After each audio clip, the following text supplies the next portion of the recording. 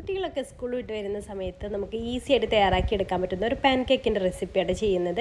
ഒരു മുട്ട, അതിലേക്ക് 1/4 കപ്പ് പഞ്ചസാര, ഒരു നുള്ളു ഉപ്പ്, 1/2 കപ്പ് പാല്, 1.5 tablespoon oil, 1 teaspoon vanilla essence, 1 cup maida, 1 teaspoon baking പൗഡറാണ്, ബേക്കിംഗ് സോഡയല്ല. അതെല്ലാം കൂടെ നന്നായിട്ടൊന്ന് മിക്സ് ചെയ്ത് നല്ല സ്മൂത്ത് ബാറ്ററാക്കി എടുക്കുക.